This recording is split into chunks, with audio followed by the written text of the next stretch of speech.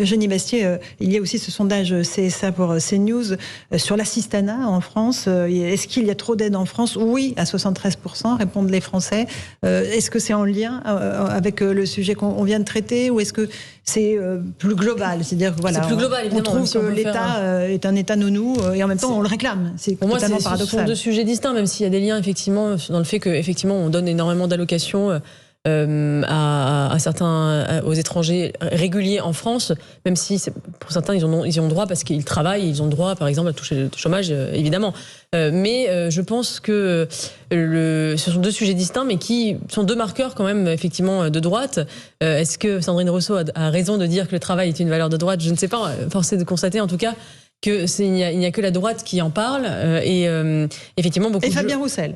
Et Fabien Roussel, qui du Parti communiste français, est accusé de collaborer. Et il y avait un papier dans Mediapart d'ailleurs qui disait qu'il était en pleine dérive idéologique parce que des éditorialistes de droite avaient dit du bien de lui. D'accord. On en a mis au goulag pour moins que ça. Et donc oui, l'assistanat, effectivement, c'est un vrai sujet. Il y a toute une partie de la population, notamment les classes moyennes déclassées, qui a l'impression que le travail ne paie plus.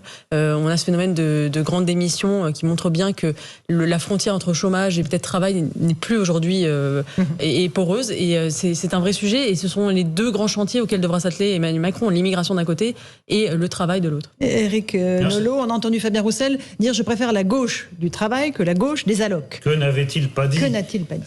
Non, c'est intéressant que ça vienne de lui, parce qu'en fait, il y a une tradition communiste de mettre les pieds dans le plat. Alors, du temps de Georges Marchais, il dénonçait l'immigration. D'ailleurs, avec les mêmes arguments que Fabien Roussel aujourd'hui, en disant l'immigration pousse les salaires à la baisse. Comme on a une main-d'œuvre bon marché, le patronat.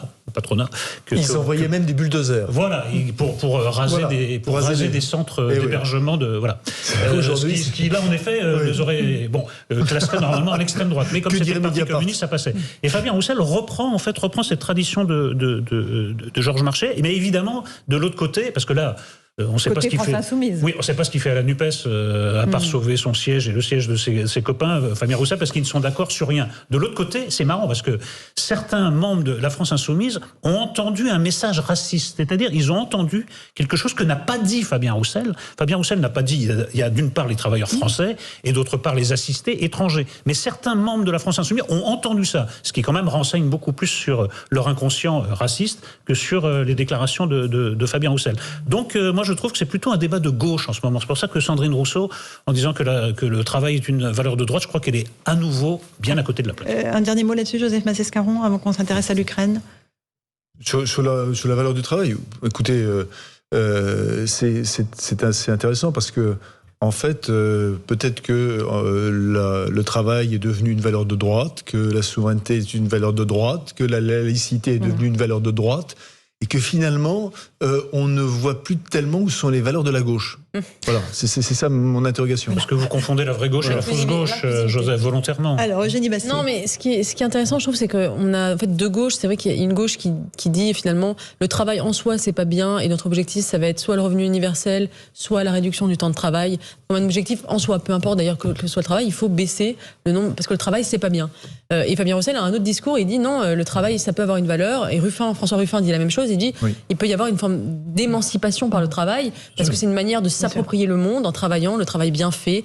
Et aujourd'hui, le problème, c'est la déshumanisation du travail, que ce soit à travers les technologies numériques qui effectivement privent le travailleur d'un contact avec les choses, ou effectivement les délocalisations, cette espèce d'anonymat généralisé, effectivement. Et donc, ce que je ne comprends pas, c'est pourquoi la gauche ne s'empare pas de ces sujets. Enfin, elle devrait proposer mieux de travail et pas moins de travail. Elle devrait essayer d'imaginer un monde meilleur là-dessus. Et enfin, c'est son manque d'imagination en fait qui me frappe. C'est-à-dire, en fait, le travail c'est pas bien, moins de travail. On ne cherche pas à inventer des nouvelles conditions de travail, à les améliorer. On est finalement dans la négativité pure. Un dernier mot, Joseph. Non, mais Eugénie Bastier a raison de citer François Ruffin, parce que je regarde avec beaucoup plus d'intérêt la manière dont François Ruffin, depuis sa réélection, débat, et avec qui débat, et comment il débat, avec une grande ouverture. Il marque sa différence pour vous ?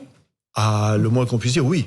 Et ça me paraît beaucoup plus intéressant, je respecte totalement Fabien Roussel, mais ça me paraît beaucoup plus intéressant la démarche de François Ruffin, qui est en dialogue, y compris avec une opposition politique, mais ce qui se fait d'ailleurs couramment dans les autres pays d'Europe, parce qu'il se fait en Italie, en Espagne, un peu partout.